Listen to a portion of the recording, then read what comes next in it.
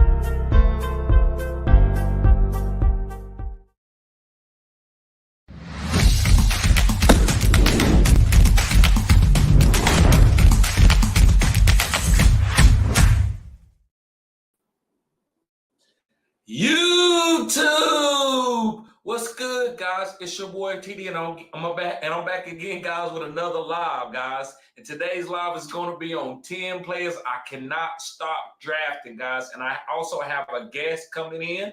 It's my homie Big Mac. What's going Yo, what on, it bro? do? What's going down? Yes, Can you sir. hear me? Yes, sir. I can hear you. All right, that's what it do. Glad to be Yeah, here, shoot man. out your. Appreciate you having me on. You know it, bro. You know it. Shoot out your Twitter. Let everybody know where they can find you at, bro. Okay, yeah, you can check me out on Twitter at Matt Galloway 34. That's Matt Galloway 34 on Twitter. Check me out. Yes, yes, sir. Yes, sir. And also shoot out your TikTok too. That's also Matt Galloway 34 on TikTok. And Yes, sir. definitely, if you Yes, get a sir. chance, check me out. Again, me and all the other boys on FantasyHeadliners.com. You know what I'm saying? So I do a lot of articles and videos on there as well. Yes, sir. Yes, sir. And guys, go follow Fantasy Headliners. That's a great platform. That was one of the first platforms I started playing fantasy off of. Some really good content creators over there, guys. Yo, what's going on, Commissioner Breeze? What's good, bro? Yep. So, guys, Matt got 10 guys, so I got some bonus guys for you today. He got 10 guys. I have 10 guys that I cannot stop drafting. I'm drafting these guys at all over the ADP map, right? I'm talking about first round, second round, third round, last round. I got to get these guys in every single draft. So, guys, make sure you hit the like button and subscribe to this channel. This is cutting edge content. I said what I said. This is cutting edge content. So, Yes, Matt, go sir. ahead, man. You the guest, bro. You go ahead. You start with a guy that you cannot stop drafting. Okay. All right. So this guy and my list is no like particular order as far as like from importance to the lowest, right? But one Right. guy that I love and I can't stop drafting, that's James Cook. I love me some Mm. James Cook this year. So I was high on James Cook last year coming into the draft. I actually thought he was the best RB coming into the draft, right? He just was in a Right. situation where McDermott didn't really want to give him, you know, I guess the confidence, or they didn't want to put their confidence into him like they should have. But you saw as the season went on, you saw how him and Motor played well together. But James Cook had those specific um, skills and attributes that I think is going to open that offense up even more. So this year, they're talking about Ken Dorsey and Brandon Bean and all them guys. They've been saying that he's going to be the bell cow or the three down back. And Damon Harris is going to get a little bit of run here and there. You know, he'll be able to do those short yardage type of situations. But James Cook is going to be there the majority of the time. I can see him doing 15, 17 touches a game. Easy. Mm. Okay. I like that. Bro. Hey, I'm drafting James Cook because I'm a zero RB guy, so I'm taking him in almost every single draft that I can get him. But sometimes I'm having to choose between him and some of these guys that I got on my list. And I kind of been Mhm. going to some of these other guys because I like them a little bit more. But I love James Cook. I actually traded for him in the league. I traded Deontay Foreman and Mike Williams to go get James Cook, and also I think a fourth round pick. So I love James Cook, man. That's a great pick this year. I think he's a boom bust guy, a boom guy. I don't think he's a bust guy, but I think he's a boom guy. I think he has a nice floor because he's a PPR guy. I Mhm. think they need him on this offense because I think this offense needs to transform in order to keep some of the pressure off of Josh Allen, so he don't throw a lot of picks in the red zone like he did last year. So if he can get the ball Right. out quick to James Cook, it's gonna make the defense have to adjust. So I love James Cook. Yeah. I Let me agree. see. Commissioner Bree says Matt got me too low on Cook. Go So, out there and get it, baby. guys, yes, sir. So, guys, my first guy, and y'all probably know who I'm gonna talk about first. I've been talking about this guy the past couple of weeks, and it's Amon-Ra St. Brown. Yes, guys, Amon-Ra St. Brown. Listen, Amon-Ra St. Brown is the number 7 wide receiver coming off the board, guys. He's going in the second round. He's going in the second round, guys. And so what I'm doing, I'm going to get me a heavy hitter in the first round, and I'm coming back around to get Amon-Ra. Listen, guys, I know this might be cutting edge. This might not be what you want to do. But if I had to go and pick Amon-Ra in the first round, I would do that. I feel okay about it because I think this guy, floor and ceiling, is tremendous. I really do. That's why I feel great about making videos about him possibly being the number one wide receiver overall. So I love Amon-Ra. Guys, if you talk to Ben Johnson, which is the offensive coordinator, he loves Amon-Ra.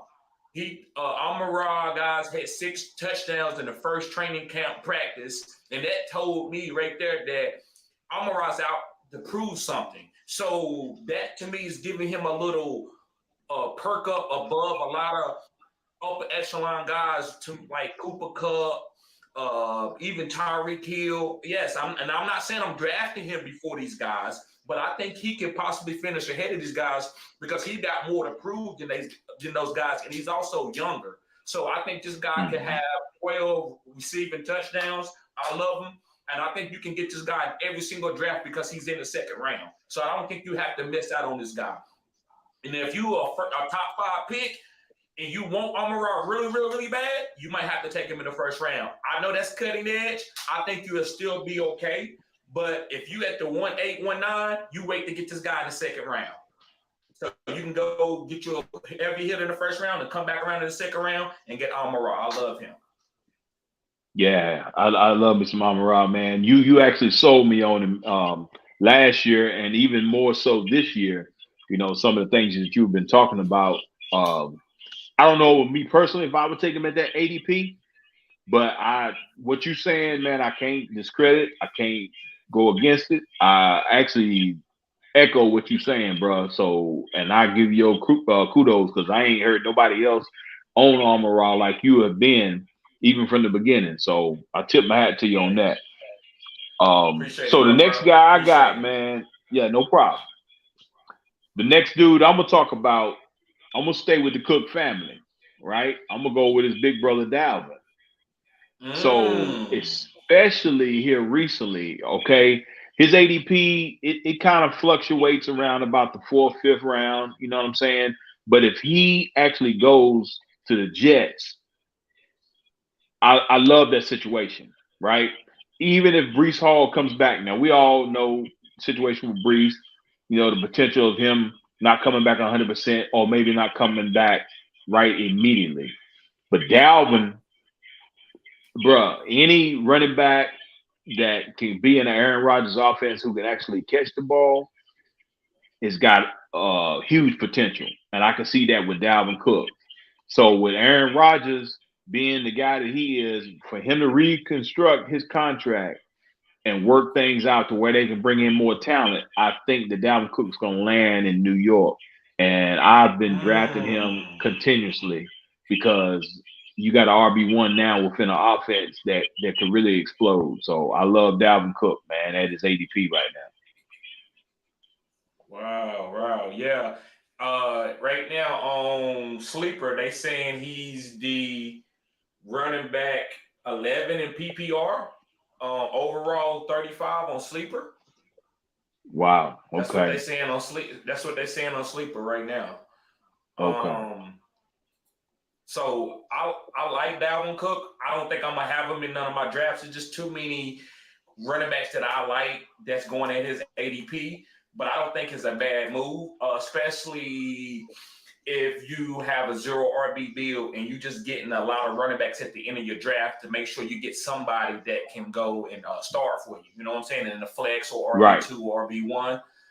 So I think he's a fine running back. I'm just not drafting him. But with Breach Hall having an injury, I think you need to go get that next running back there. I don't think Zonovan Knight is a bell cow. I don't think Michael Carter's going to get that much work. So if Dalvin Cook goes there, I think he got 10 rushing touchdowns. And 10 rushing touchdowns is my mark because sometimes guys don't get 200 carries. Sometimes they get a lot of honey touches, a lot of touchdowns, and that makes up for the carries and the touches. Oh, yeah. I agree with that. You're right. Right. So we got Commissioner Breeze said, Sun God at all costs took him at the 110 in a recent draft. Yes, that's the perfect spot for him. Make sure you hit the like button, guys. This is cutting edge content. Subscribe to the channel if you're new. And Nifty says, would you still go 0 RB in 2 wide receivers and 1 flex leagues? I can usually get 3 of my top wide receivers. It just depends on where I'm drafting at and what's on the board. When I go 0 RB, I can end up going a robust RB. It just depends on where my draft spot at. I'm not going to go in with a strategy and skip on really good players at really good ADPs. So, yes, I was trying to go 0 RB. But if you can't get like Cooper Kupp and Justin Jefferson or stud wide receivers, don't go 0 RB. Make sure you get stud wide receivers. Don't get no second-tier wide receivers just to go 0 RB. Yeah, I agree with that, man. Yep. That's probably how I would do as well. Right. And Hector, what's going on, Hector? What's going on, bro? He says, I'm a rod to the moon. Yes, sir. And Hector says, if Dalvin Cook goes to the Jets, would they trade Michael Carter? I don't think so. They shouldn't. I think that, in my opinion, that would be a mistake if they did it. I still hold fast and hold true to this, and you can attest to this, man. I was a huge Michael Carter fan when he came out of Carolina. So he was. It could be a chance they would do it. I wouldn't do it if I was the Jets because you got a young talent like that. He just hadn't been able to be used like he should be. Get him out in space. Right. You know what I'm saying? Right. He actually would be a better fit, more so than Dalvin, to be honest, if Brees was healthy. So now you got Brees as your ground and pound guy, right? And then you got Michael Carter. Get him out in space, wheel routes, slants, whatever the case may be. That'd be perfect. It can almost be reminiscent of Aaron Jones and AJ Dillon. That's what I would say. Right. I agree with that. Michael Carter is still a really good pass catcher running back. And those guys can play a long time, and those guys are really valuable. So I don't think they're just going to cut this guy and give him away. He's still on his rookie deal, too. Okay, so let me go to my next player. My next player is another guy, another wide receiver that I've been heavy on, that I love. And it's Tyreek Hill, the cheetah. Yes, guys, Tyreek Hill. Now, listen, I will go off on a tangent a little bit. I am very disappointed in Tyreek about what he did. How do you get $130 million? When you get $130 million, you got to leave all that baggage and that bull crap behind you. And for him to go around and do what he did, slapping that guy on the back of the neck, why would you do that? I understand, even if a guy says something and he can say the most terrible thing in the world, I got millions of dollars. I'm a Hall of Fame player. I don't got time for that. And so I'm a little angry at Tyreek, but I think he's okay. He's not going to get suspended, but he's got to be better. He's trying to get in the Hall of Fame. But getting back for as a player that I can't stop drafting is Tyreek Hill. And guys, this is what I'm doing. If I'm at the 1-8, 1-9, 1-7, 1-6, I'm drafting Tyreek Hill and coming back around and getting Amon-Ra St. Brown. I love that. Hey, you can't stop that stack. I said what I said. You cannot stop that stack. That's going to be 2 top 5 wide receivers right there. Then if I got to go Cooper Kupp and Amon-Ra or somebody, I'm okay with that. But Tyreek Hill is the guy that I want in the first round. Hyper target, big play guy. Tell me how many hyper target, big play guys in the league? Maybe 3 to 4, right? I think Amon-Ra is coming in that, But too many guys, you can't get a guy that's going to get 10 to 12 targets, and he can also go get you 2 70-yard touchdowns. So that's why I love Tyreek Hill. He's the number 2 wide receiver. And also, guys, he's being picked at the number 5 spot in the first round. So, like I said, I'm trying to get Tyreek Hill and then come back around and get Amon-Ra St. Brown. That's my 2 best picks so far in the first and second round. Yeah, Tyreek, man, is one of those guys. Actually, that whole offense, bro, I love that offense this year, especially with Devon A-Chain. Man, you got 4.2 speed all over the field. So I agree with you 100%. I actually think, man, they got a chance to have 2 1,500-yard receivers at a floor on that squad between him and Waddle. I think Tyreek will probably super excel that. He might do 2,000. I ain't gonna cap, but I think Jalen Waddle's got the opportunity to get about 1,500 at least. You know what I'm saying? Right. Well, all right, but check it out. So my go ahead. And just real quick, just to comment on what you said, if I could get Tua, especially in basketball leagues, if I could get Tua, Tyreek Hill, and Waddle, Yeah. and all you worried about is Tua staying healthy, and Tua don't stay healthy, you got to be ready. So get you a quarterback that you're okay with backing up Tua. That's how you back that up. Usually I don't like backing up quarterbacks, but I will take a chance with backing up Tua because of his history. But if you can get that stat, guys, you got two guys. Matt, tell me the last time you seen two wide receivers go for 40 points in a game. Was it Juju and Antonio Brown? I think that's the last time. Maybe I think DK and Lockett may have flirted with it a couple of times. Maybe not quite 40, but I know they've had a few games where they've both scored over 30. I know that for sure. Right. So, but it's still a few far in between, man. You know what I'm saying? You might even go back to the greatest show on turf in order to get that type of production. You feel me? Right. Go ahead, bro. Go on with your next guy. Who's just your number? Three. This is my number 3 guy. And again, like I said, this is no particular order, nothing like that. These are just guys that I've been drafted, in a lot of these mocks and some of my drafts. But it's Mike Williams. I love Mike Williams. So the reason why I really like Mike Williams, well, for one thing, is because a lot of people forget who he is. You know what I'm saying? You go back and look at a couple years ago, Mike Williams, the first 4 games of the season, he was teeter-totting as wide receiver 1, even over Cooper Kupp.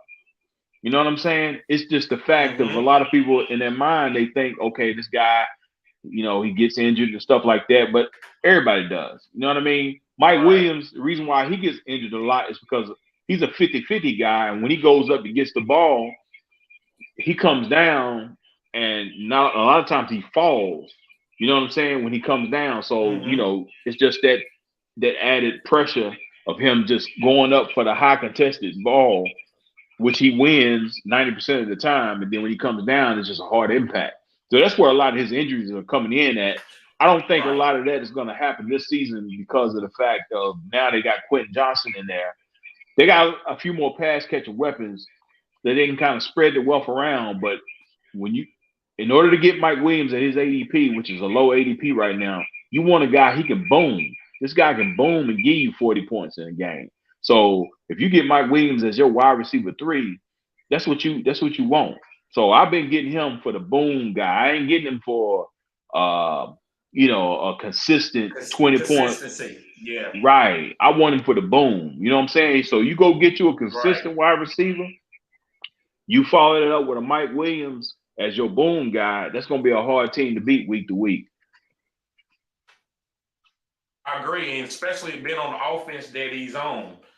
Herbert is going to be a breakout season compared to what he did last year because of the injury. So I agree with you, man. If you can get him as a flex play, that's one of the perfect flex play wide receivers that you can get. And I would feel comfortable with him. I just traded him in one league that I did have him just because I needed a running back. But I do think boom and bust, that's how you win fantasy football championships. Mike Evans last year had a lot of bad games, but he always been boom or bust. And he won people fantasy football championships if you started him in the flex last year.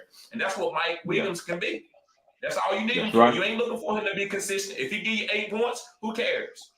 That's how you got to be in fantasy. Sometimes people get mad because a guy give them 8, 7, 7, and you drafted him late. Now, if you draft him in the top 3 rounds, you should be angry. But if you draft him in like the 7th, the 8th round, 5th round even, and he give you a boom game every 3 weeks, once every quadrant, I'm okay with that because I need him to boom for me in the playoffs. That's all I need him to do. Right. Yep. And Second Take says 1-2 point punch. He talking about Michael Carter and Dalvin Cook. You say, or maybe Breach Hall. Second Take said, I think Carter stays. Yeah, they should keep him. Right. And Second Take says, Hill and Amon-Ra is a 6 stat. Yes, I believe so, bro. That's what I'm targeting. And Commissioner Breeze says Tyreek and Amon-Ra St. Brown. He got the little emojis up there. Yeah, that's a sick combo. Right. And Secretary says, can't go wrong with Ty Hill with his value. You can't. You can't. And Commissioner Breeze says, perfect floor ceiling combination. I agree. I agree with that. And Dollar Bill says, bro, what's going on, Dollar Bill? Dollar Bills, y'all. And Second Take says, like and sub, guys. Yes, sir. Hit the like button. Subscribe to the channel. This is cutting edge content. And yes, sir. He says cutting edge content. Yes, sir. Almost at 2K. Yes, sir, bro. I'm going for 2K. Yep. And he says Mike Williams has a huge boom. He does, especially with Justin Herbert. Yeah. And he's also going to help Quentin Johnson learn how to play that boom, how to be like a boom wide receiver too. You know, I love having a veteran there that does the same thing as a young rookie. That's what happened to Devontae Adams. That's how he learned to be such a great hit. He was around Donald Driver and Greg Jennings and those boys. And Jordan at the end. And Jordan. Yes, sir. So, guys, going to my third guy. My third guy, guys, is DK Metcalf. Yes, guys, I cannot stop drafting DK Metcalf. And the reason why, guys, is because DK led the NFL in red zone targets. So that's green zone wide receiver targets. So when they was like within the 20-yard line, DK had like, I think 12 red zone targets. Now he only completed 3 or 4. So that was low. If he complete 2 more guys, he finishes as a top 6 wide receiver. I think he was the top 12 wide receiver, but 2 more puts him as like a top 6 wide receiver. So guys, I know he's going to have a better completion percentage of red zone targets than he did last year. Especially, I think your boy Jackson Smith and Jigba is going to help DK out. Every time a guy come in, he don't necessarily hurt another guy. It helps the offense balance out. If you're going to be alpha. I'm looking for DK just to get touchdowns. I'm not looking for DK to get 15 catches. That's not what DK does. He's kind of like Mike Williams, but he's a little bit different. He's more of a yak type guy too.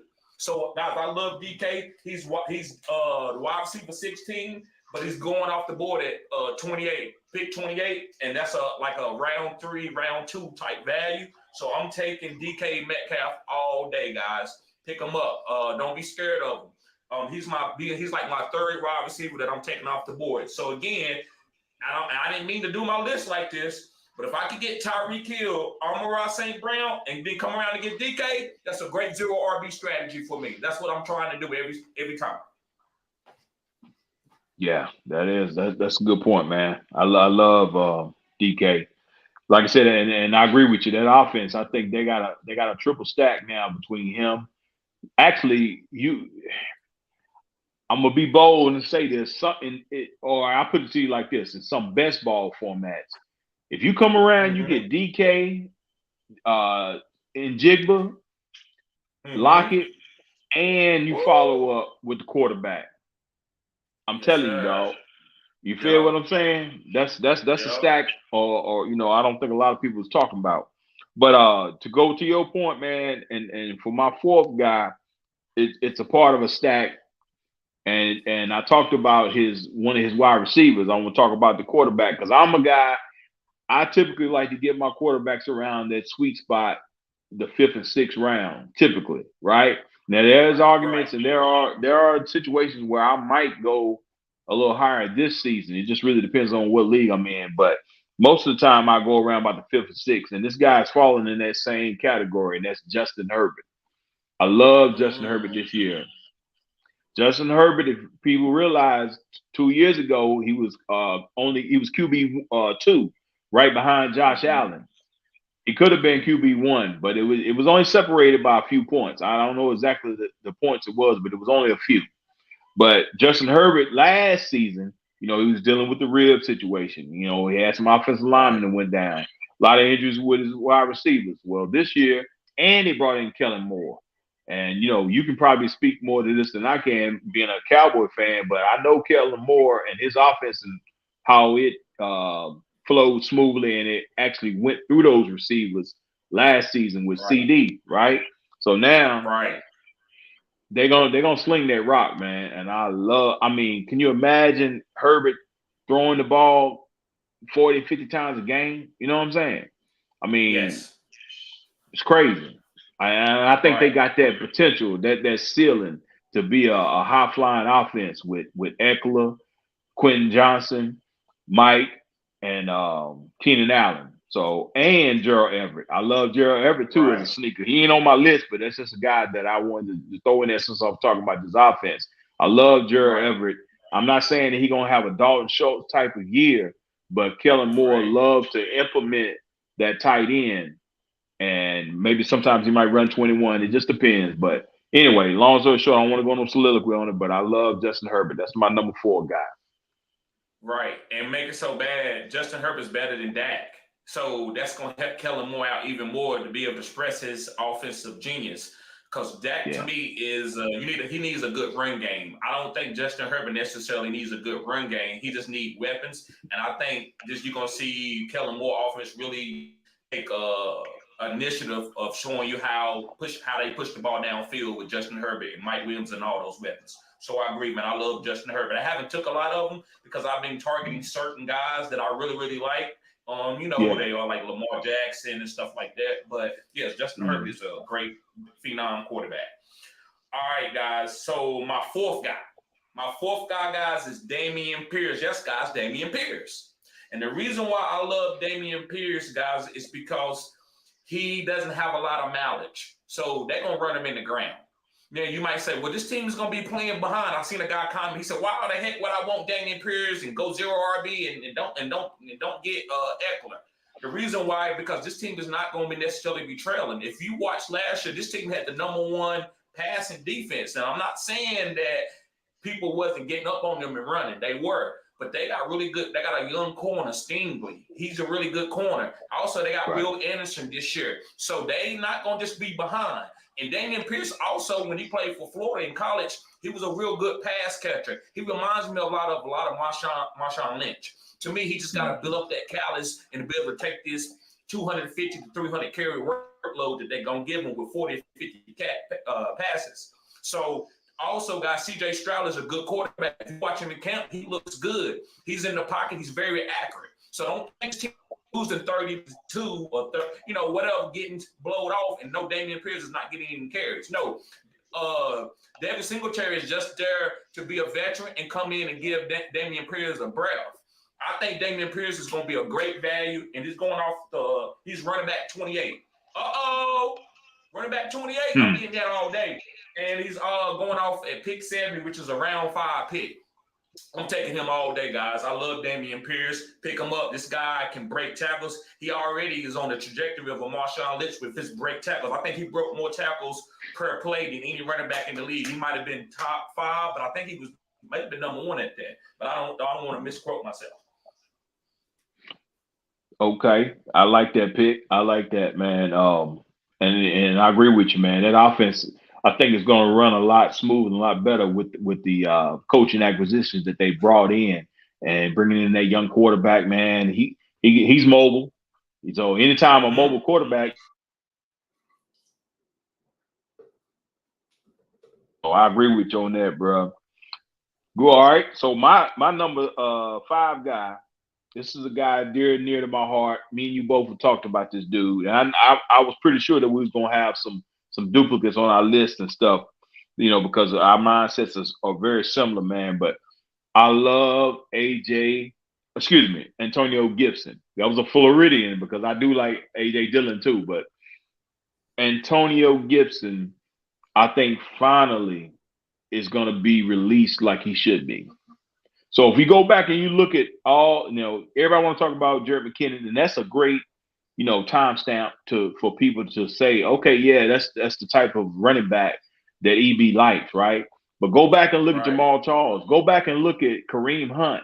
You know what I'm saying? Spencer Ware. These are all great pass catching backs, guys that can move laterally, got great feet.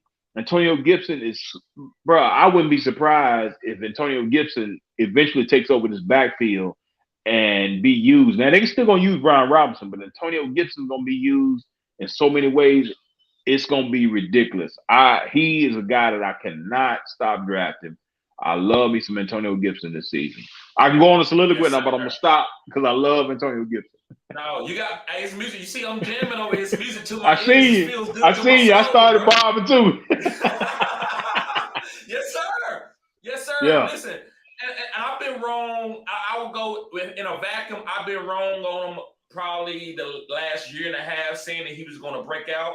But to me, the way I see the game, I stick to my players that I think are phenom athletes. So they wasn't giving him the value, and he wasn't getting the fantasy football output and stats. But I've been telling y'all, he's the top 5 RB. He's a top 5 RB. Hey, man, when you going to get off Antonio Gibson, he ain't hitting, man. You know. And listen, this is his year. He finally got the offensive coordinator. And I told you, Ron was I don't know what Ron was doing. I hate to say this. I thought Ron should have been fired for what he was doing to Antonio Gibson. Eric B. Enemy took this job, in my opinion, for 2 reasons. Jahan Dotson and Antonio Gibson, because those guys fit that Kansas City type scheme. So, and you seen what Eric B. Enemy did with Adrian Peterson. Right. Jamal Charles.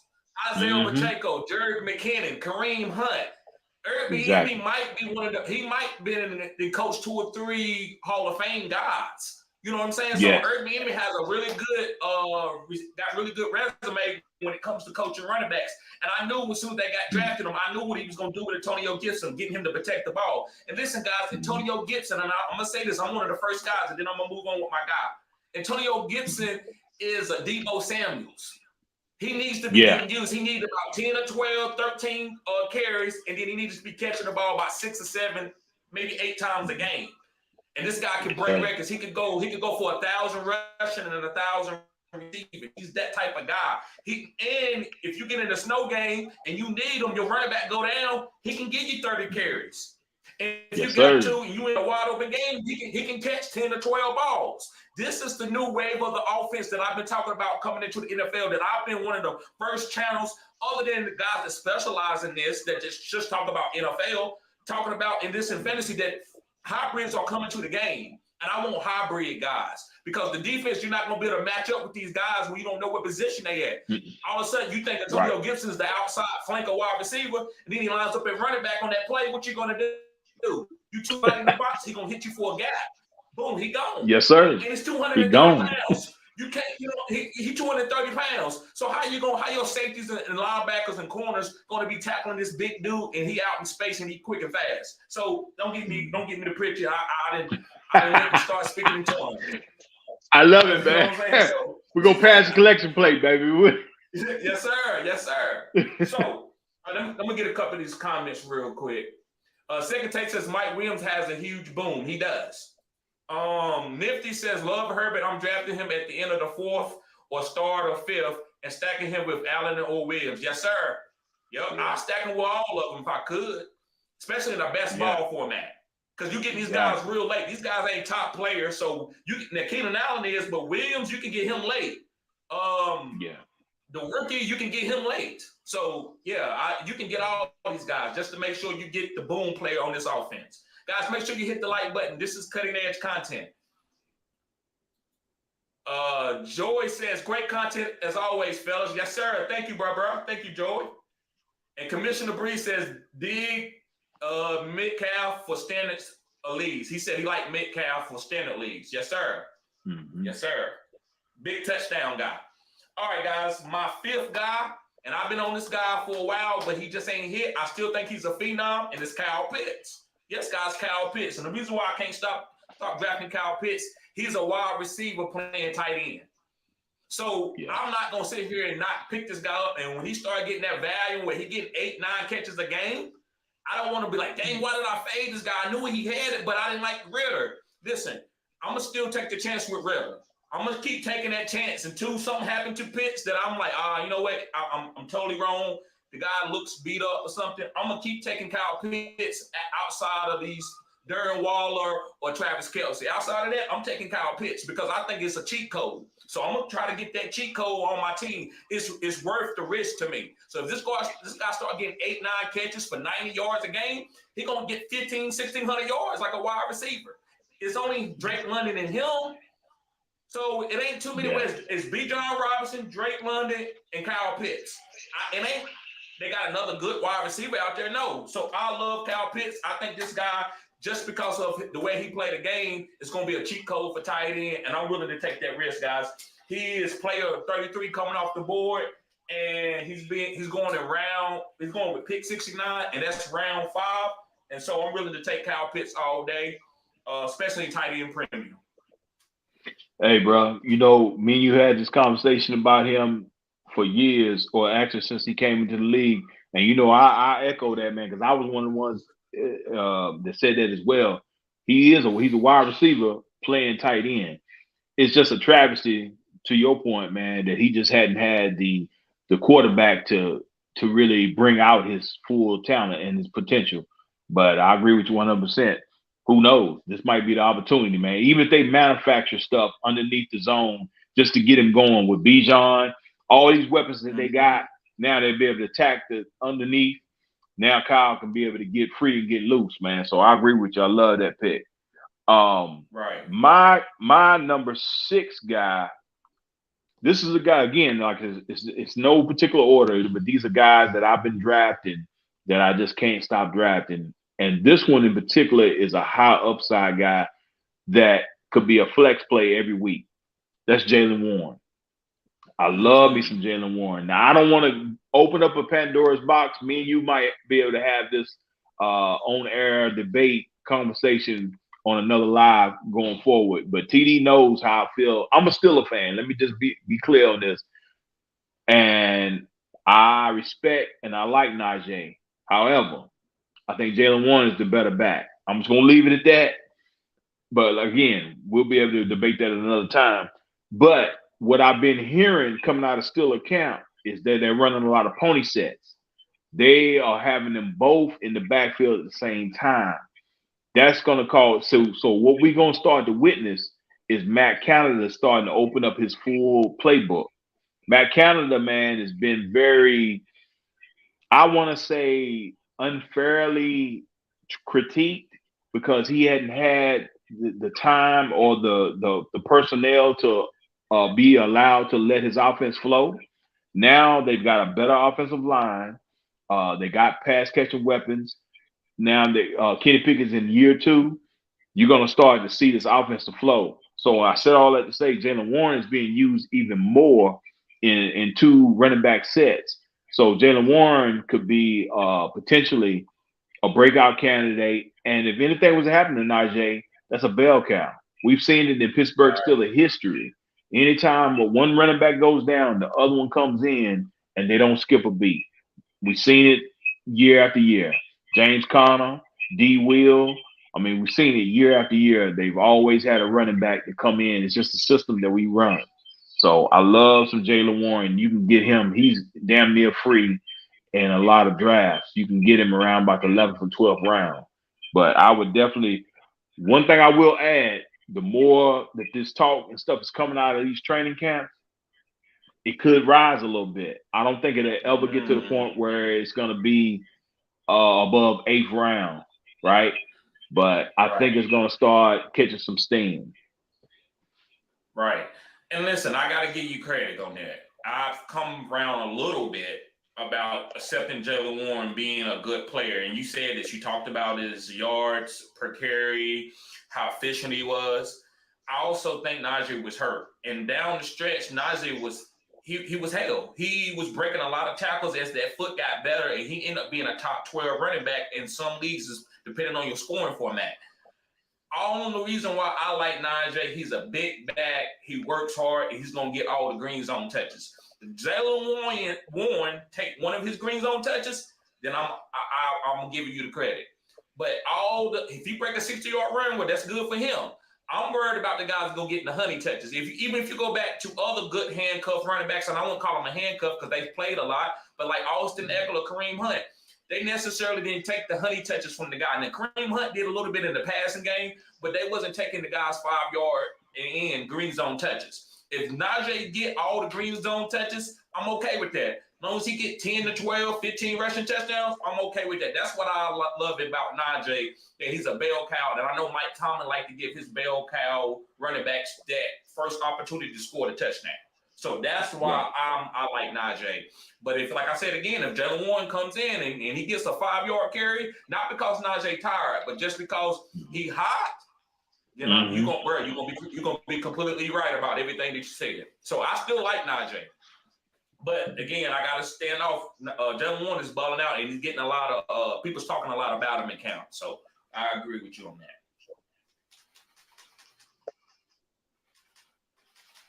Okay, yeah, all right. My computer went out. Okay, so guys, I'm going on to my number 6 guy. My number 6 guy, I just talked about him. He had me dancing over here and everything. And it's Antonio Gibson. So I'm not gonna go over him again. But guys, I love Antonio Gibson. Eric Bieniemy is the offensive coordinator. I believe Eric Bieniemy is gonna get this head coaching job eventually, not this year, but next year, for whatever reason. And Gibson's just gonna be used all over the field like Debo. I think you seen the second coming of Debo. I agree. It's Debo and a little bit of Jerick McKinnon, a little bit of Kareem Hunt. Brian Robinson is going to be fine. It's going to be like Brian Robinson can get about 200 carries just to keep Antonio Gibson fresh. That way, Antonio Gibson don't get bruised up or anything. Brian Robinson is going to do all of that. But the guy that's going to be getting all the honey touches and getting out in space, and honey touches could be in the passing game. Brian Robinson will get some easy rushing touchdowns too. But Antonio Gibson, when he get 4 or 5 catches, I'm not going to care about a green zone lost opportunity because the catch is going to make up for it. So I love Antonio Gibson, guys. He going as running back 27, and this is probably my first running back that I'm taking off the board. I'm going, guys, receiver, tight end, probably another receiver for my flex spot, and then I'm probably going Antonio Gibson. That's what I'm doing in my league. So a lot of people, why are you talking about Antonio Gibson? I'm not touching no Jonathan Taylor. I'm not touching no Derrick Henry. I'm not saying these guys are not going to be good, but ain't no daggone way you're going to tell me I shouldn't be drafting Antonio Gibson in a PPR league when he catches 6 or 7 passes. And I'm getting him in like the round, round 8? Yeah. I'm getting him in round 8. I'm taking that all day long. So I think this is a cheat code. What I'm getting him at is ADP. And this ADP is going to be rise. By the time redraft come around, Antonio Gibson is going to be going round 4. I said it right now. His guard is going to be going by round 4. I think you're right, bro. Because like I said, it's been a lot of talk. I look at a lot of beat writers and stuff and hear a lot of stuff from different camps coming out, and they have been just raving. Just a little esoteric, but we understand and we know how this works. I've been hearing Brian Robinson even talk about, I'm not one-dimensional. I can do more than one thing because he feel it. He feel the heat. Right. He feel the pressure. That's why he's saying that. Now, listen, I ain't no disrespect to him. I tip my hat to him. I think he's a great kid and a great running back, but he ain't no Antonio Gibson. You understand what I'm saying? You got to know your lane. You got to know what you can, you can't do. Brian Robinson, you great at north-south type stuff. You're 3rd and 1. You're a hard-nosed running back, but you're not Antonio Gibson, bro. So anyway, but I don't want to go into that. But okay, so my next guy, I'm number 7 guy, man. And look, I'm on the perfect platform, bro. And I respect and I appreciate you allowing me to be on here because it's cutting edge and you can say what you want to say and it can be bold as you want to be, right? I'm about to make a bold statement. I don't even think I've made this statement to you yet about this particular play I'm about to say. But bruh, I've been doing some more film study and looking at this dude in camp. I'm talking about Zay Flowers. And I'm gonna tell you something. He's reminiscent to me of Antonio Brown. I'm gonna use your term. I said what I said. I see some Antonio Brown. Real quick. Let me interrupt you, and I apologize. Are you saying he better than Amon-Ra St. Brown? No, not at this stage. No. Okay. No. I just want because I'm thinking Antonio. I think Antonio with their 6 touchdowns in camp. I think Amon-Ra is reminding me of Antonio Brown, a bigger Antonio Brown, because he's a short, phenom type, hardworking guy. So I just want to make sure if you're gonna put Zay, if you mention Zay with Antonio Brown, he better do something, bro. Right. You don't. That's like saying somebody like Kobe or Michael Jordan, right? Right. No. I listen. I get it, and that's why I said I was almost leery about it. I was like, no, bump it. I'm gonna say it because I'm telling you, man. My eyes don't fail me. You've known me for years, dog, and I'm telling you, man, what I've been seeing recently. And again, some of this could be esoterical as far as his mind state, but I've been hearing Lamar, I've been hearing coaching staff, OBJ. A lot of these guys say, bruh, he don't even look like no rookie. They say the way he Mm-hmm. moves, the way he anticipates, his route running. He said everybody's been echoing and saying that this is a guy that seems like he's been playing for years. That's what I'm talking about more so with the Antonio Brown thing. And of course, they allow him to do choice routes. I mean, he's been moved all over the field like Antonio. You know what I'm saying? So I Okay. just see a lot of similarities in his game to what I saw with Antonio early on. And for him to already have this at this stage in his career, being a rookie, man, sky's the limit. So I love Zay Flowers. You can get him late in the drafts right now. Um, but I think he's going to be used in this offense tremendously. And Tom Monken has already came out and said, see, he's taking Lamar Jackson back to Louisville. So they're going to be running 4 wide. They're going to be running dual tight ends. I mean, this offense is going to be ridiculous. And Zay Flowers is going to be a big part of that. Right. I love Zay Flowers. I said he was the best wide receiver in this draft. And I do see some Antonio Brown in with his route running. I am taking him, especially with a Lamar Jackson. I'm getting him at the end of my draft if I got Lamar Jackson. Even if I don't, I'm still taking Zay Flowers because, it's easy to pick him up. And guys, you got to understand, in the fantasy football playoffs, rookie wide receivers will win you fantasy leagues. You look at Jamar Chase. Mac, if you can help me out, some of these young rookie wide receivers, Garrett Wilson, some of these guys that have what's some rookie wide receivers that came strong at the end of the season. I mean, even this past season, man, to a certain degree, you had Chris Olave, your boy Watson. A lot of these guys, came on later in the season. But see, to your point, a lot of these guys, man, it depends on what offense they in, depends on the confidence in the coaching staff, and also the quarterback. So in a situation like this with Zay Flowers, he's already got the confidence from Harbaugh and the rest of the coaching staff. So he's going to get bombarded with targets. Right. Correct. So, guys, moving on to my seventh guy, and let me answer this question real quick. CHB, hey, what's up, bro? Hey, I sent the link out to you. I sent it to your text message. So click on it, follow the link to your text message, bro. Justin Vetter, what's going on, Justin? Glad to see you here, bro, from Facebook. He says, how you guys feeling about Ridley this year? He's pricey, but love his upside. So many good weapons there, though. How do you feel about Ridley, Matt? I love Calvin Ridley. I almost would be if I was to go, which I don't typically do this, but I discount value draft, right? That's Right. one of my creations that I've come up with, where I like to get guys on a discount. So in saying that, if I was to go heavy RB early, maybe somebody fell to me at a discount, and I went RB like 2 RBs in a row, I would be fine with Calvin Ridley being my wide receiver 1, because I think in this offense, they're gonna open him up.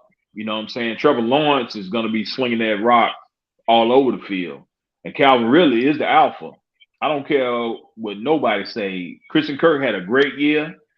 That's fine. Calvin Ridley is top 3 when it comes to route running right now.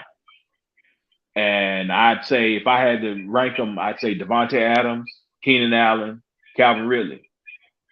That's my top 3 list. There's no other route runner that I could put over Calvin Ridley. That dude is a beast. So I'm pretty high on him this season. Right. The only thing that I would, and this is for a debate for another day, Amon-Ra's coming in there, and yes, I'm riding Amon-Ra coattail right now. Everything is always Amon-Ra TD, Amon-Ra this, Amon-Ra that. I'm on him.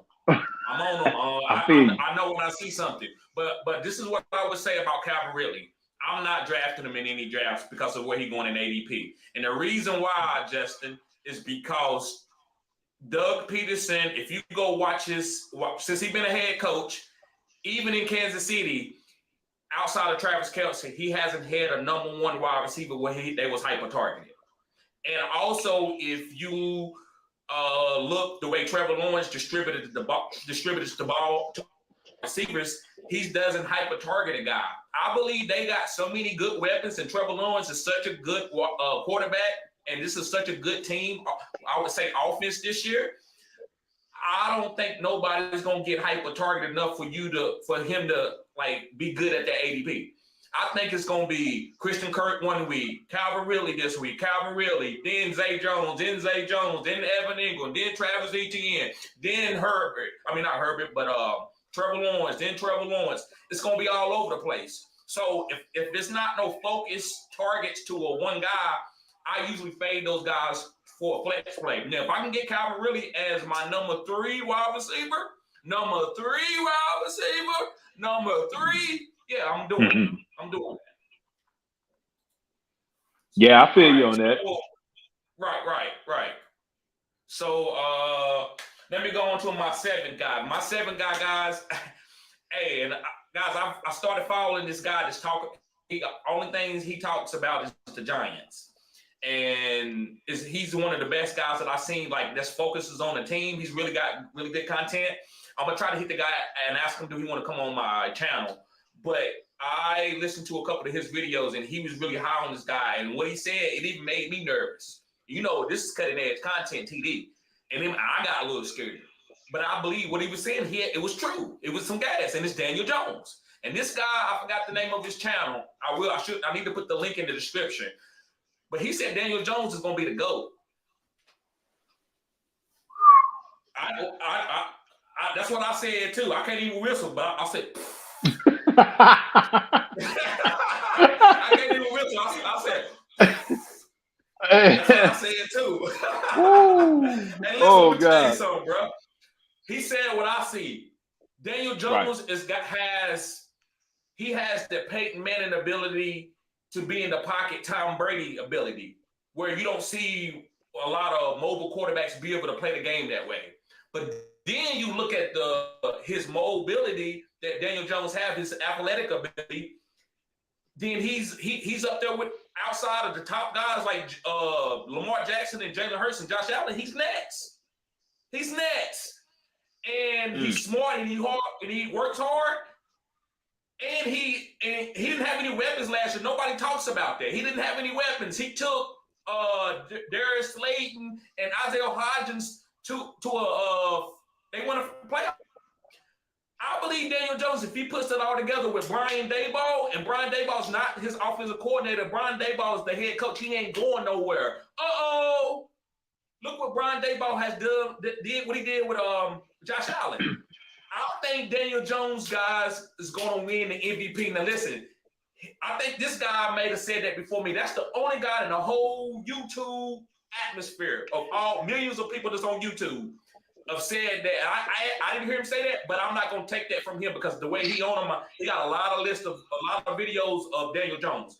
I believe that Daniel Jones has a chance to win the MVP, guys. The reason why it's kind of like, and I hate to go to NBA, but y'all remember when Steve Nash won the MVP over Kobe? And I think a couple other guys won the MVP over Kobe, but Kobe was the best player. He led in scoring and everything. Sometimes when you see a guy come out of nowhere and they do really, really well, they can win the MVP. We know what Pat Mahomes is. Pat Mahomes got to go for 50 tubs. He go for 40, we're going to be like, we already seen that, Pat. So that's not going to surprise anybody. If Daniel Jones go for 35 tubs combined with less interceptions, we're going to go crazy and we're going to give it to Daniel Jones. And if that team win the division, which I'm a Cowboy fan, but I think they the best team in their division because of Brian Daboll and also their defense, too, that they got that blitzed a lot with Kayvon Thibodeau. I think they could win that division. I think Daniel Jones is one of the best quarterbacks out there, guys, because of his upside. Now, his floor, we seen his floor with bad coaching. Most people would have withered. He didn't. I think Daniel Jones, guys, is going to win the MVP. You go pick him up, I think you killing the game with him. He got that rushing upside that everybody wants in fantasy, and he also can pass the ball, and he's not going to turn the ball over with Brian Daboll. So, guys, pick up Daniel Jones. Guys, he's the number 9 quarterback, and he's going pick 115. That's round 9. That's not super flex. It's a single quarterback. So I'm stacking my team. I'm waiting for quarterbacks, and I'm doing Amara, Tyreek, DK Metcalf, Antonio Gibson, Michael Thomas, Daniel Jones. Hey, bro, I'm gonna tell you. Hey, I'm not gonna open Pandora's box. Like I said, we gonna have this debate for another time. But Right. but I will respectfully echo, and I do see exactly what you're saying. So I think it's a good call. I don't share the same maybe thought process on how high he can be, right? But I do Right. think Daniel Jones' mobility is superb. You know what I'm saying? And I think that alone gives him a safe floor and a high ceiling to be a great fantasy quarterback. I agree with you 100%. And with Darren Waller being there, I think that's phenomenal. Oh, I left that out. And I told y'all, yeah. I'm gonna call y'all on live. Guys, What? I'm gonna call y'all because you know better than this. You are an expert analyst, and you said this. He said that Darren Waller. No, did you say Darren Waller is gonna lose his spot, or I'm gonna talk about another team? Maybe that's another person that said that. Did you say Darren Waller I didn't say wasn't that. gonna be good? Okay. No. Okay. No. Okay. But Darren Waller to me is gonna be a top 3 tight end all day. I love Darren Waller. What you think, CHB? Welcome to the show, bro. How you doing? Happy to be here. Hey, what up? Nice to meet you, Matt. Yeah, same here, bro. Yeah, I mean, I think the same things. I was trying to cover that Antonio Gibson thing, but we have our own little beef about that, but different things. Brian Robinson all day. But anyway, Darren Waller, he gonna be at least a top 3 tight end this year. Easily, because he is the number 1 option in that offense, and Brian Daboll knows that. So why would you not? And plus, they paying for him, so might as well. He's the best receiver on that team. At least 1,000 yards, 5 touchdowns at least. And Daniel Jones could be MVP conversation. I do agree with that because with that team, he did beat the Vikings. I laughed at that, but it can happen. Right.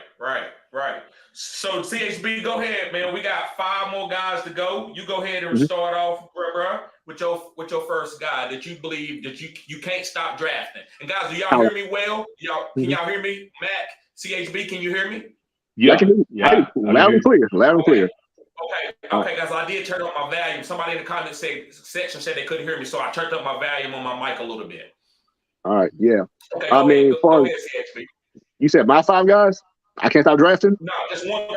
Yeah, one guy. So we're going to do one guy at a time. We got 5 more left, so we're going to do one guy at a time. Controversial, but Tyler Algier. I can't stop drafting him because even though all the eyes on Bijan Robinson, I'm like, man, this guy was still a 1,000-yard rusher. Everybody keeps sleeping on that. And I know, what's his name? The coach again? It was something Arthur Smith. Arthur Smith. Yeah. Thank you. He's going to 5 run plays because he's not going to run Bijan to the ground. Yeah, they're going to have him out. Maybe he might be one of those hybrid backs, like you always say, like how McCaffrey is, how Antonio Gibson is. I mean, if you want to use Jerry McKinnon as a gamble, how Bieniemy used him. They're going to have to use him because that's a forgotten man in the offense. And I feel like he's going to be slept on. And a lot of people are going to miss him a lot of draft. Right. I agree with that. Let me answer this question real quick. Conscious Machine says Waller isn't going to play all 17. I got to pass. I agree with that, but this is what I say. If y'all can attest to this, in all different sports, y'all seen when guys have injury history and then they go to a new team and then they go through a different regiment and how they use them through practice and he actually plays all games because they're not overusing them. So that's what I'm thinking with Darren Waller.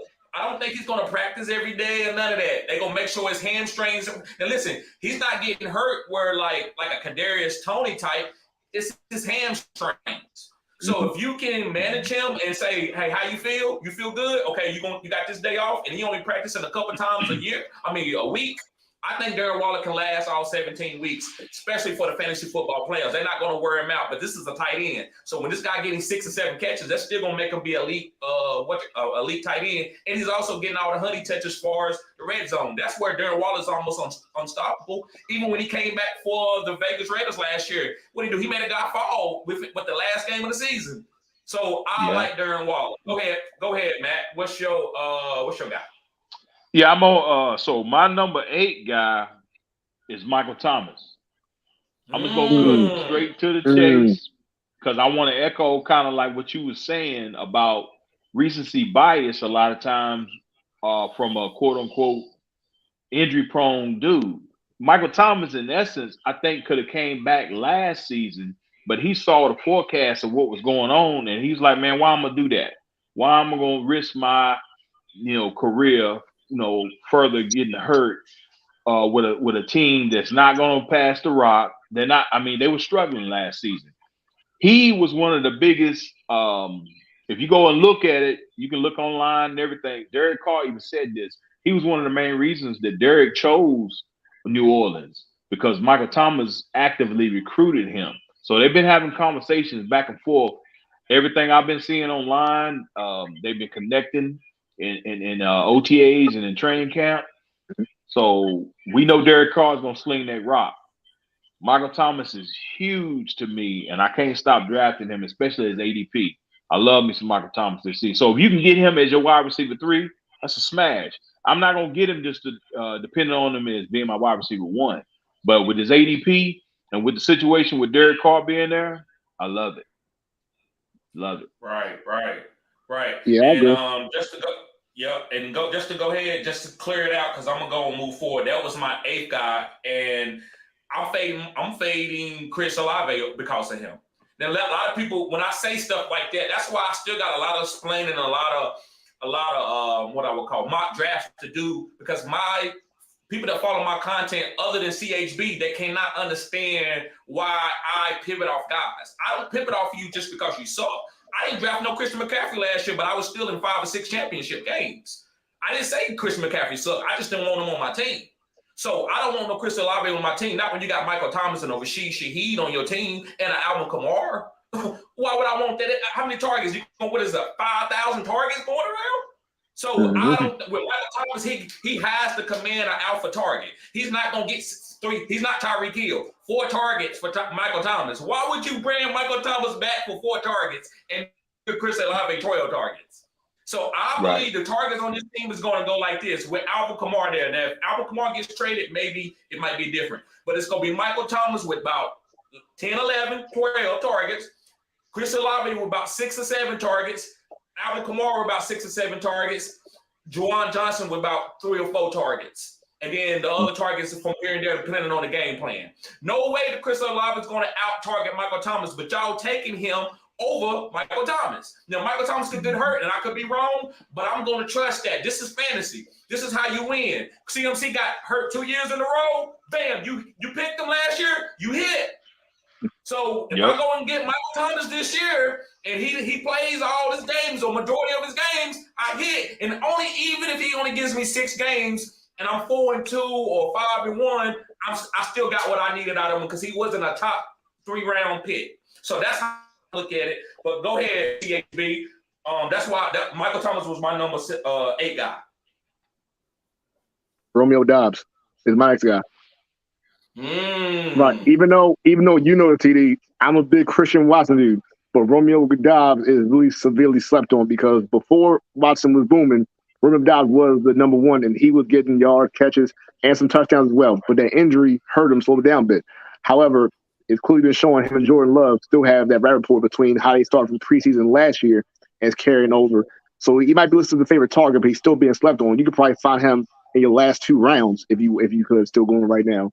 That's a guy to really pay attention to because it's always wide open. Between all the touches they have there, Watson could get 10 to 12. Doves could get 20 to 12. Because besides them, I mean, you got Aaron Jones. He's going to get his touches no matter what. Same with A.J. Dillon, Cleveland line offense. But those are the 2 main guys that you want to have. But if you want to get a sleeper, go with Romeo Doubs. I like that. Yeah, I like Romeo. I think it's going.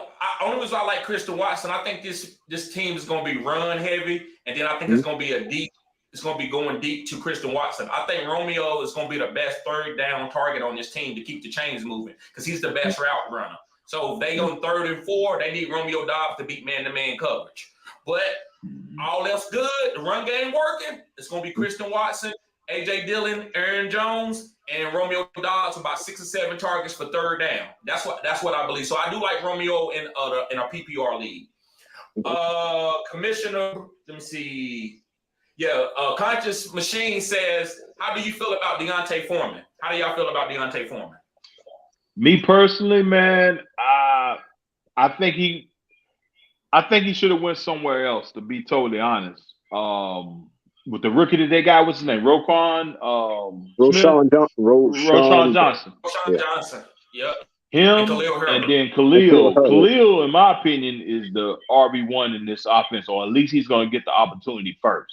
Mm-hmm. And if he don't fumble the bag, I don't see Deontay even sniffing the field, other than maybe, giving him a break here and there, right? I just don't like Deontay in the situation. That's just me. Yeah, that's the story of Deontay Foreman's whole career. Like, he's always been wrong place, wrong time. Like, he's a capable back. I thought he's a capable 1,000-yard rusher. It's been proven, but he's always in the wrong situations. Like, they've never been given a chance to be the number one guy. Well, except for that 1 year in the Texans, but he got hurt. So once again, wrong place, wrong time. Like, I feel like, the Bears, he probably should have buffed down the Panthers before they signed Miles Sanders. But it's one of those things where the Bears situation, you don't know what could be. That's probably playing Russian roulette with the RB system. You don't know who's going to be the guy. Even though it's Herbert, you saw when he was the guy, he got hurt again. It's part of the running back. Roshan, we don't know what he is right now. So he could be good or he could be a bust. We don't know yet, but it's remains to be determined. And then you got to factor in Justin Fields is going to run his legs again. We know that's going to happen. Right. And to me, the way I look at running backs like this, I'm a zero RB guy. So after like the 7th to 8th round, I'm taking a bunch of RBs. So I will take Deontay Foreman. I take Roshan Johnson. I take Khalil Herbert. I take a lot of those type of guys that nobody don't know about. And I'm ready for one of them to hit, and I'm going to move him into that spot. That's what I like to do. So I think he's just another guy to have on your squad in case he does hit, man. Okay, somebody gets hurt. That's how I look at Deontay Foreman. Contra Machine said, I guess we only need 16 weeks anyhow. I think he was talking about Michael Thomas. Right. And Commissioner Breeze says, Amon-Ra 6-week stretch as a rookie won people championships, was the wide receiver overall in that period. And I tried to tell Mac that. He kept talking about TJ Hockenson. Oh, man, TJ Hockenson was hurt, man. He was hurt. Yeah. You know, he said that, bro. And I'm like, bro, no. You ain't baiting me into this. No, sir. Nah. Right. I'll put myself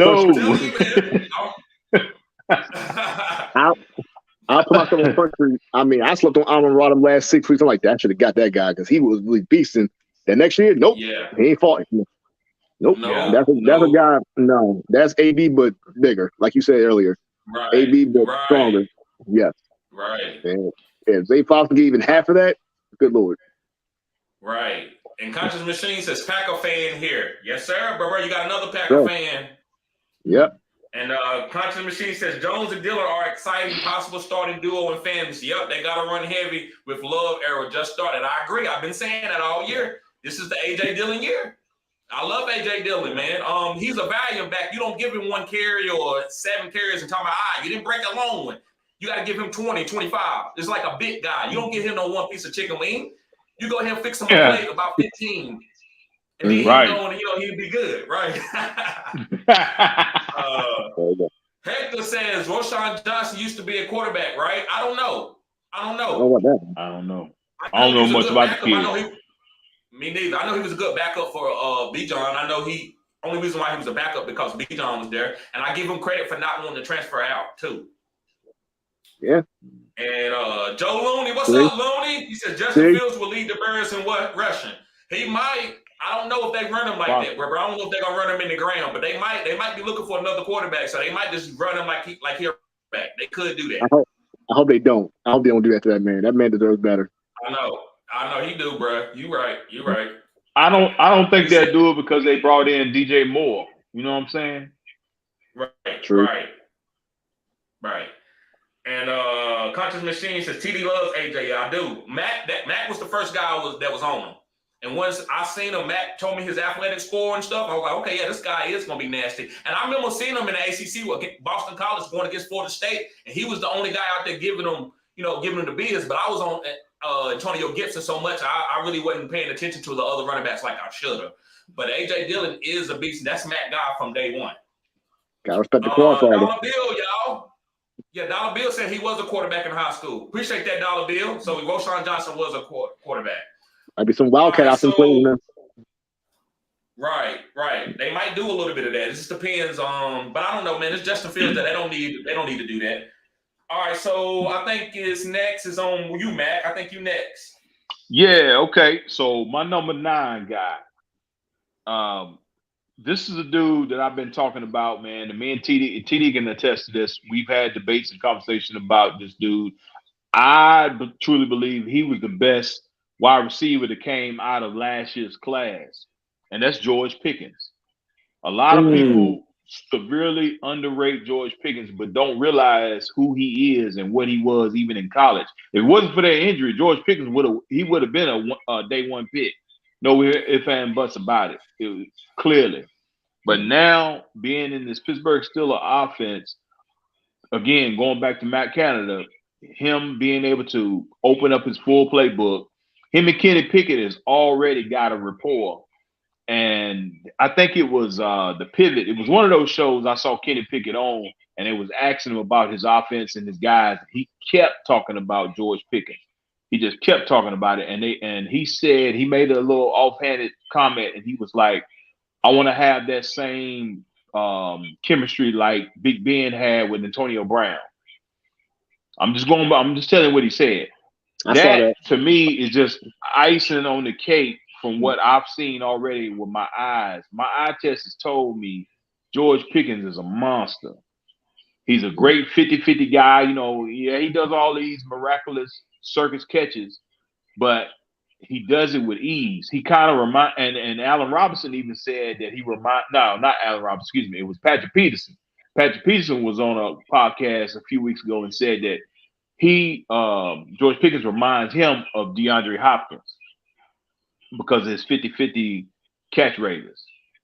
Right. I love George Pickens, man. So where you can get him in drafts now, around about the 10th, 11th round, smash play. Right. I think George Pickens is going to have a great career. I love him, but it's a lot of mouths to feed on that team. And so, to me, the only guy that I'm targeting Najee Harris and Calvin Austin. And I'm not saying Calvin Austin is going to be a better player than George Pickens this year, but I believe Calvin Austin is the guy that I can get very, very late with no capital, or I don't have to worry about trying to steal him from somebody, and he's going to give me some boom and bust games. I think that Pat Freiermuth and Deontay Johnson is going to take away from George Pickens, so that's why I'm kind of out on George Pickens as far as drafting him at his ADP. I'd rather wait and get somebody else there. I'd rather get Pat Freiermuth. I don't want to get a bunch of players from that same team because I love Pat Freiermuth. But go ahead, what you think, CHB? I mean, you already know I love George Pickens. Like, I'm all in on him. Like, that's one of my guys I can't stop drafting either. Like, George Pickens already, to me, is the alpha. I know you said Calvin Austin is that guy. He can be. Calvin Austin, though, reminds me of a whole Mike Wilder situation. Like, he can be the guy, but may not be. But to be determined, I could be wrong. But I still feel like George Pickens is the one that's going to be the one that there for the longest, for the long foreseeable future. Because you said Kenny Pickett on the pivot. Love talking about him so much. They had a rapport. Like, you can't, like, if a quarterback loves that guy, he's going to make him get all the touches and everything and look for him first. Right. I agree with that. Mm-hmm. Go ahead, CHB. Who your next guy? Let's see. James Cook. I can't stop drafting James Cook because to me, he's like a gimme right there. Like, the fact that I've been getting him in like the 10th or 12th round sometimes real late. I mean, you saw where I grabbed him in the draft. So I've been gathering James Cook because I feel like he's going to be the guy to offense. He's going to be, I won't say do it all back, but he's going to be a PPR monster. He can run, he can catch, shifty. And I feel like because of the fact that the coach from the Bills is saying that, listen, we don't want Josh Allen running the ball all the time anymore. That means more honey touches for James Cook overall because, I mean, behind him is Damian Harris. I mean, I had Damian Harris, but look, he lost out to Ramondre Stevenson. The man just can't be your starting guy. He's good for getting goal line touches, but as your every down back all the time, number one, not so much. And then Latavius Murray. Exactly. So, exactly. So he's older. Right. It's all his for the taking. Like, to me, it's like you get it at a very cheap value. Like, you can, that's a 0 RB target right there that you can't touch. If you can get James Cook and Gibson on the same team, I say championship automatically. I agree with that. I love that. That's what I'm trying to do. I'm trying to do the same thing.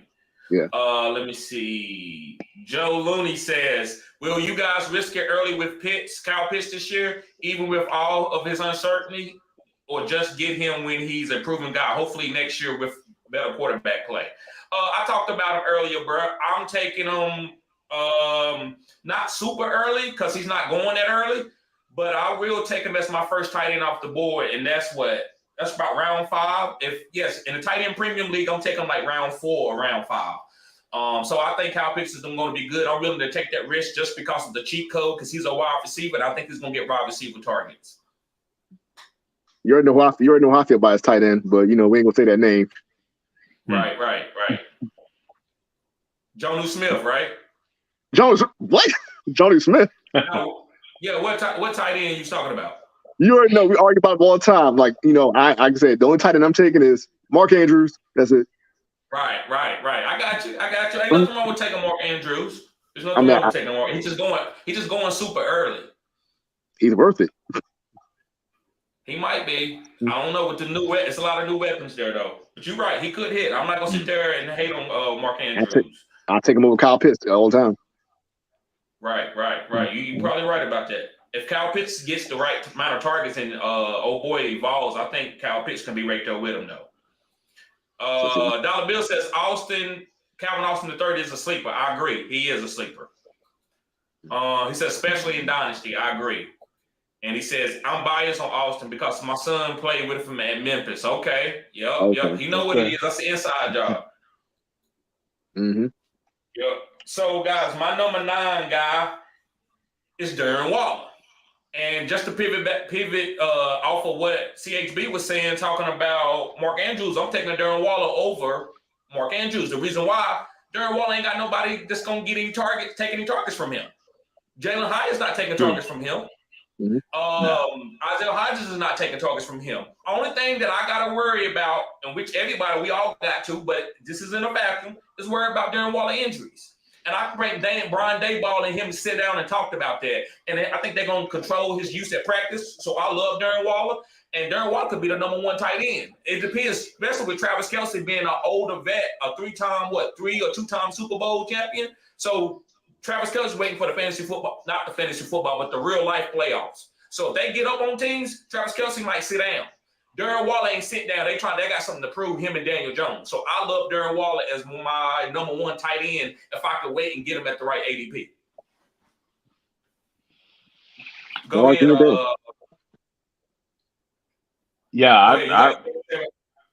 was just going to echo that, man. I mean, I was a huge Darren Waller fan for the past 2 seasons because I love the chemistry with him and, Derek Carr.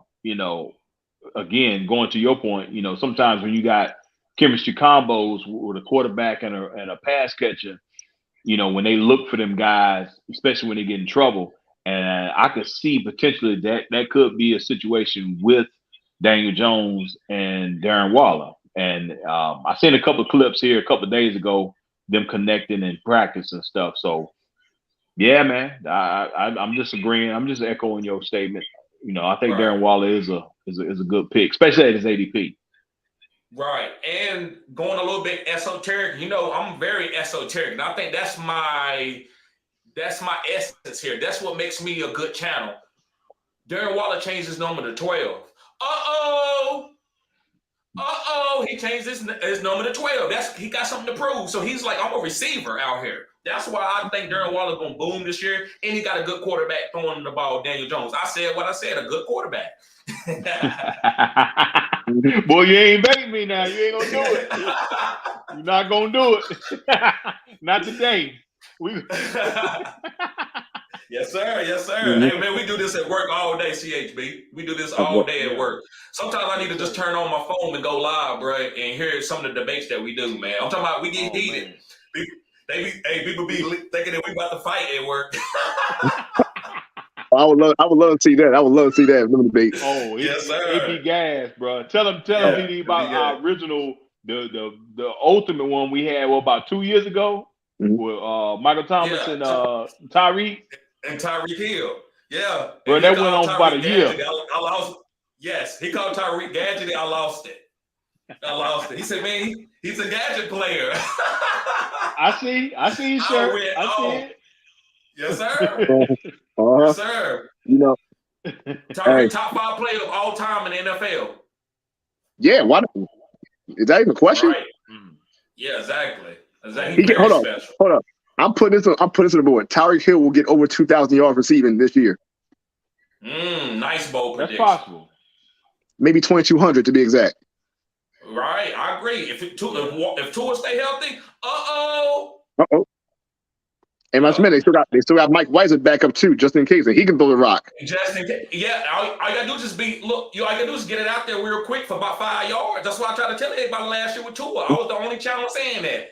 Everybody like, oh, well, Tua can't get him the ball. I said he don't need to give him the ball deep. And when Tyreek came out and said that, well, Tua's more accurate than Mahomes, and that's gonna be better for me. Everybody thought, that's crazy. And I'm like, no, it ain't. He's telling the truth. Mahomes is not better. Tua's not better, but the way that Tyreek needs the ball, where he can be a boom guy, Tua's better for him because he's gonna get the ball out quick with him, and he ain't gonna be running around making plays to Travis Kelce. So I knew that Tua was gonna hit, and Tyreek was gonna hit, and Water was gonna hit. So that's neither here nor there. But go with CHB. Who's your 10th guy, your last guy? Treylon Burks. Even though D-Hop is there, I'm still drafting because, yeah, D-Hop is cool, but Trey Burke is the number one guy. I feel like it's going to be another Julio Jones and A.J. Brown situation all over again. Not saying DeAndre's cooked, but I don't think he's going to be the same guy on the Tennessee Titans because they've invested a first-round pick in Treylon. They've been speaking highly, saying he's better this year. He's better this year. When I hear Mike Vrabel talking about a guy that he's saying he's better this year, he's going to give him all the chance in the world. And they want Treylon to win because they got justified of letting A.J. Brown go that I'm sure Tennessee is still, the fan base Tennessee is still mad about. Because, that's A.J. Brown, top 10 receiver, that's somebody that should have never been let go. So Treylon Burke has to work, and they're going to make it work. Treylon Burke, 1,200 yards, 7 touchdowns, easily.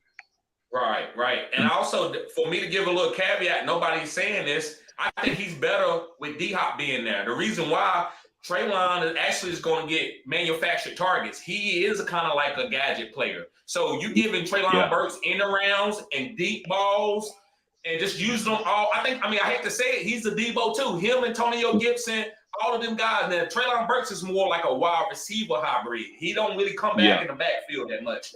But he is, you calculate 230-pound wide receiver, and he's strong. If you listen, guys, they said he struggled with coming off the line. You know what he was doing when he was a rookie trying to come off the line? Instead of getting his feet work, he was pushing the corner down. They was like, bro, you can't do that. You messing up the timing of the route. They were bullying the corners because he's strong. He benching 350 pounds, 400 pounds. So this Treylon Burks is gonna get off. So now they're gonna be D-Hop over here, the safety gonna shade. And then you got Treylon Burks with a little end route, what look like a little quick screen. Bam, bam, make you miss. He got in the red zone. You worried about Derrick Henry? Treylon Burks one-on-one. Treylon Burks is the guy, actually, I want to target now because he's going to get the one-on-one coverage where nobody else. D-Hop is going to be double covered. Derrick Henry's going to have 8-man boxes. Treylon Burks, what you got for him? Nothing. You can't guard all three. So I love Treylon Burks, bro. That's a good pickup. So Matt, go ahead, bro. Is this your last guy? Yeah, this is my last guy. And listen, man, I know I said when we first started, there wasn't no particular order, but I had to keep this dude. I had to save the best for last, in my opinion. And TD can be a witness to this. And I'll go on record. I challenge anybody out there to show me some footage that they was on this dude before I was. And I was on him from day one. And that's Lamar Jackson. I cannot stop drafting Lamar Jackson. I was one of the ones that said it when he first came out. I said all 30 teams, 31, 32, however many teams it is, they all messed up and passing. Even my boys, even the Steelers. We flubbed up. You should never pass on this dude. But anyway, I don't want to go no soliloquy about it. But reason why I cannot stop drafting him this season is because finally he's going to be released like he should have been in previous seasons, and they finally got talent around him that he can actually throw the ball to. Lamar Jackson is a superb thrower of the football. He just hadn't been able to show that or showcase that talent because you got guys that can't catch the damn ball. They had a 7.9% drop rate 2 years ago, and this man won MVP with Willie Snead as his number one wide receiver. Now you give him a Zay Flowers, you give him a OBJ. Now you got Isaiah Likely, you got Mark Andrews and Rashad Bateman being healthy. Now you got weapons around this dude. It's going to be crazy. And he's going around about the fourth. I've seen a lot of drafts I've been in. I can't pass him up in the fourth round. I don't know if he's going any later than that, but me personally, I can't pass him up in the fourth round. If I ain't got a quarterback yet, I'm getting Lamar Jackson. Facts. Try to get a stack. Andrews and Jackson. Winning combination. CHB been on. Right. CHB been getting that. We did a couple of mock drafts, and he was getting Lamar and Mark Andrews. I could have got him, but I was trying to do other different strategies. But if you put me in, you put me in a $100, $200 league and see what I draft. I'm going with Lamar. Yeah. And I'm talking about second round, single quarterback league. And Matt was actually, when I first started playing fantasy, Matt was one of the guys that I got in the league with. And I'm like, bro, this is after his MVP season. I said, Mac, I'm going to take him in maybe the first round or the second round. He's like, bro, you might need to wait a little bit. I said, well, if I wait, I won't get him. He's like, I don't know. And I took him in the second round, didn't I, Matt? Yeah, you did. You did. I took him in the second round, and I went to the championship, and I lost in the championship because of Mike Evans going for 55, 60 points. But I don't think it's too early to go get a guy because when a guy's scoring, he's outscoring everybody by 8, 9 points, even when they boom too. That's why I feel like the game is played through the quarterbacks. Everybody thinking about Derrick Henry and CMC, and those guys, they do boom too, but they boom like a wide receiver. I think the guys that are getting all the points are the quarterbacks now. And I think even the single quarterback leagues, when you're scoring this correctly, these guys going to be being taken in the first round now. I think that's what you should do. Like, I think you need to go get the top 5, top 6 studs, just like you used to do back in standard leagues with the running backs, and then you go get everybody else. So I love Lamar. I think he's a beast. CHB, he loved him too. We all big fans of Lamar because he's a cheat code, that rushing ability, and he can throw. You see what Jalen Hurts did? And the fact that he got that fire under him because of the fact they kept saying he don't deserve that contract. He don't deserve it. He's a running back, playing quarterback. I'm like, y'all have no idea what y'all about to release with this dude. It's going to be. I wouldn't be surprised if Lamar wins MVP and gets a couple playoff wins this season. And he can finally get that fair matchup with the Chiefs. Right. And Lamar and Mahomes. Right. Those two guys, and also there's a couple other guys like that. I think Daniel Jones going. Now I'm not seeing he's up there now, but I think Daniel Jones is coming up there. It's going to be about 5 or 6 of those guys. Justin Herbert, these guys. Now Justin Herbert don't run the ball enough, but he's still going to be fine. He's like the Aaron Rodgers. You still take him because he's going to have elite passing numbers. But guys, I got 2 guys. I actually got one, but I got a bonus guy because I couldn't get my other guy in there. So the first guy is Christian Watson, and my bonus guy is Jahan Dotson. And I'm trying to get both of those guys in my drafts. I love both of them. Christian Watson, guys, to me, he's another type of hybrid. He's not the greatest route runner. He's not the greatest. He doesn't have the greatest hands.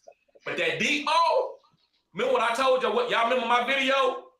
50 yards to the house. 30 yards to the house. That's what that boy do. He's gonna take it to the crib. He's gonna take it to the crib on you, and that booms. Yeah. You know what I'm saying? You be better. That's why he's better than Garrett Wilson. He's not a better pure wide receiver than Garrett Wilson or Chris Olave. But you want to talk about scoring touchdowns? That's what Christian Watson does. And guys, if you look at the history of the combine, the number 1 athlete that ever came through, because I don't think Bo Jackson went to the combine, but the number 1 athlete is Calvin Johnson. Do you know who number 2 is? It's Christian Watson. He's the number 2 athlete that ever come through the combine. So I love this guy. He's a phenom. I'm taking him everywhere. I don't care nothing about no route running. All I know is can't no corners that can't bump him, and he gonna go fly past you. And if you try to back up, then they're gonna hit you with other plays. So you gotta come up and guard him at some point of the game. And if you keep slipping, he'll run an end around on you and take it 60 to the house. I said what I said. All right, and guys, and Jahan Dotson. I love Jahan Dotson. I think Jahan Dotson is better than Terry McLaurin. And the reason why, guys, Terry McLaurin is a solid overall, really good wide receiver. I'm not going to hear and try to talk down on Terry McLaurin, but Jahan Dotson is special, guys. That's why he led this team in touchdowns this year, because Carson Wentz looked for him when he was the quarterback, and also Taylor Heinicke looked for him too at times, even though Taylor Heinicke and Terry had a good combo. But I think Jahan Dotson is going to lead this team in touchdowns, and I think they probably going to move on from Terry. They're not going to give him a new deal, and Jahan is going to be the new guy there for Eric Bieniemy. So that's just me, guys. Go ahead. Who got anybody? I think that's everybody players, right? We got everybody players, right? Yeah, that's all mine. Mm-hmm. I mean, okay. If I want to throw bones in there, just to pivot off you, Jordan Love. Right, he's going to surprise me this year. Everybody's thinking he won't be a bust. He had enough time to sit, watch some Aaron Rodgers, and Matt LaFleur wants him to win. He's going to that system. He's going to do everything possible. Don't be surprised if he has a Mahomes-like season. I agree. I ain't gonna say you're gonna have Mahomes, but you look. I feel you. I respect what you're saying. I'm not gonna say you have a Mahomes, but I think he's gonna be solid. I know he's gonna be the future quarterback there. I think a lot of guys are talking really good about Jordan Love, and they said he's been doing good throughout his years there in practice. They said they used to give the defense hell in practice. So guys, we're gonna answer these comments, and then we're gonna get out of here. Joe Looney says, "Am I crazy for believing that Daniel Jones will put up a sneaky low-end tight end one production even with Waller being there? He'll operate as the true tight end in the offense." No. I don't think Daniel Jones, he's just going to be a good block. He's one of the best blocking tight ends, but he'll get a few touchdowns, just like the tight ends did for Detroit a couple times last year. Just because he's there, he will maybe get a touchdown, but I would not target him in any type of formats. I'll just pick him up off the waiver wire if I had to. Maybe even if Darren Waller goes down, they're not gonna go to Daniel Bellinger like that. He might still, get some targets, but I don't think they're gonna use Daniel Bellinger like that. I think he's a good tight end, like a good blocking overall tight end to help protect your quarterback. Yeah. That's what I believe Daniel Bellinger is. Yeah. Yeah, I agree with that. He's more of an inline type tight end, in my opinion. Right. Old school guy. And Conscious Machine says, Joe, I like it. I was just thinking about him, and if he left or not, he can steal touchdowns. Yeah, this is Darren Waller team. I wouldn't worry about that at all. Only in health, only Darren Waller's health, and he's still not going to be a top 12 tight end, even if Darren Waller goes down. Conscious Machine says, love Lamar. Not sure which wide receiver I love in Baltimore, though. I think all three can be a plug and play, but I can't draft them too high. No, you don't, they're not going high. You can get all of them. I went to a best ball league and I got all three. I got Rashad Bateman, I got Zay Jones, and I got Odell Beckham. I didn't get Mark Andrews, and I got J.K. Dobbins and Lamar. The only one I didn't get was Mark Andrews, and I always tell CHB that's the reason why I'm not getting them, because it's just so hard for me to get them. Where I'm not taking him over Auburn St. Brown. You know what I'm saying? I'm not taking them over to some of the guys that I really, really want on my team. But now, if I can get if Mark Andrews fall, yeah, I'll get him. Right. You might get him a third round if depending on where you pick at. Like if you got first overall pick or the 10th pick, depending on the last pick, you can't get a back-to-back pick. Yeah. Right. Or I can't take him over DK either. I just can't do it. So I with all them other tight ends out there like Darren Waller, I just can't take him that early. Not saying he won't finish as the number 2 guy. Again, I don't always fade a guy just because he's terrible. I fade guys just because I want to get certain guys on my team. And people still are trying to catch up with me with that. They don't understand when I be making these videos about certain wide receivers. Well, what about this guy? I'm like, bro, I don't want him. What about Derrick Henry? I'm sorry, I'm not drafting him. He might be. Wait, he's gonna be the RB1. That's good for him. Yeah, he's gonna see half my blood. No? Right. Country Machine said, TD, it's true that quarterbacks should be drafted early. They should. Matt, tell everybody when I said this. Man, you've been on this, dog. I almost want to say you said this about a year ago. 2 years ago, bro. Yeah. Yeah. Yep. I agree, man. Yeah, you've been on it, bro. And like I said, it's starting to show more and more now, especially the way these quarterbacks, because if you go and look at the statistics and everything, it's rare that you're going to find a championship team in the past couple of years that didn't have one of these top tier guys. Last season, you had Jalen Hurts, Justin Herbert, not Justin Herbert, Josh Allen, Patrick Mahomes. You know what I'm saying? Mhm. If you didn't have one of those top 3 guys, 9 times out of 10, you didn't make the championship. You know what I'm Justin saying? Fields. So, Mhm. and Justin Fields, exactly. So, Right. I agree Right. with you, man. Guys, I make mean, sure I have y'all watch. to go ahead. Say it again, CHB. I have to agree because even though I was against drafting quarterbacks early, I might have to pivot this year and say, you know what, it might have to get a quarterback early because I mean, yeah, I got lucky last season when I picked up both Geno Smith and Justin Fields back to back with the late round. But you know, Mhm. I didn't make it to the championship for other reasons, but still, it's one of the things like you're gonna have to get one of those top 5 guys early. If you can get Mahomes, Jalen Hurts, Allen, Lamar, and Burrow, you good to go. Right. And guys, I'm doing a video. I'm showing y'all I'm doing a collage with all the videos that I've done out through my career and showing you why I think I'm one of the best fantasy football analysts out here. Is my rhetoric the best? Do I speak like Brian Gumbo? No, I don't. But my knowledge I'm top. I could be in the NFL picking up talent along with Mac. Mac is a really good analyst too. And CHB, that's why I brought him on. The boy knows his stuff. So, guys, I stand on that. I know I don't. This is Fantasy Good Sports. I don't sit around and articulate myself like an elite level type guy. That's not me. I'm from the country, and I'm a heart person. I'll go with my spirit. But as far as my knowledge, I'm second to none. I'm one of the best fantasy football analysts on YouTube. I said what I said. So I stand on that. So you will be seeing. I was on Justin Fields. Everybody like Justin Fields. What are you talking about, Justin Fields? Yeah, Justin Fields, that with them legs. That's what I said. You was on Christian Watson. You said Randy Moss 2.0. Yeah, I said 2.0. I said it. What? Christian Watson 2.0. Randy Moss. Yeah. Amon-Ra St. Brown, a couple other guys. I can't even think of Tyreek Hill last year when everybody was like, "Oh, I'm fading." I'm like, "Don't fade that, man." Country Machine says Kelce should also be a top 3 pick.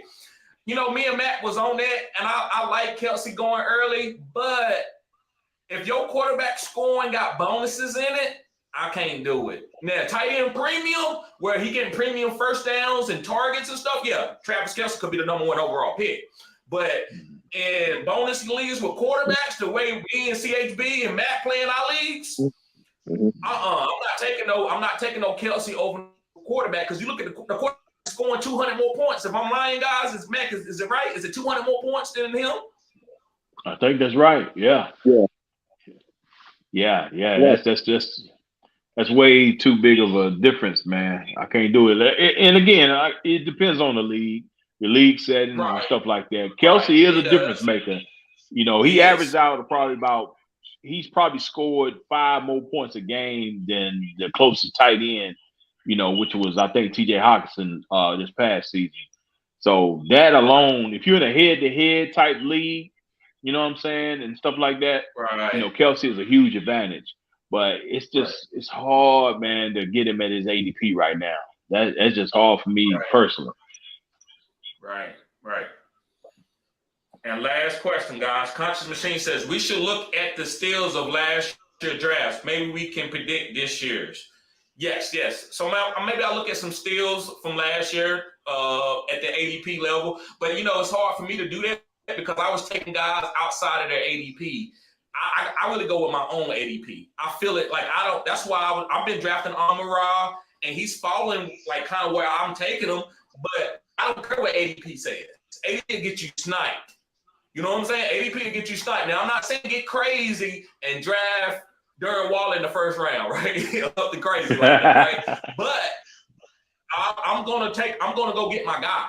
I'm going to get I was drafting Tyreek in as the number 3 overall pick last year, and what was he going? Second, late third, late second, early third last year. I think right at the turn. Yeah, by the turn. Right yeah, at the turn. Yeah, well, some leagues I was seeing them go way past the turn. That's why I was getting them everywhere. Some at the turn they weren't even getting Tyreek. In some leagues, it just depends how early this was before the camp got started and Tua was hitting them. You know, so I love. I just trying to go with. You know, I go with my own ADP. You get a little gauge and then pick your guy. Get a gauge. Don't go too early, but go get your guy. All right, guys. Thank y'all for. Yes, sir. So, guys, Tyreek Hill drafting. Right.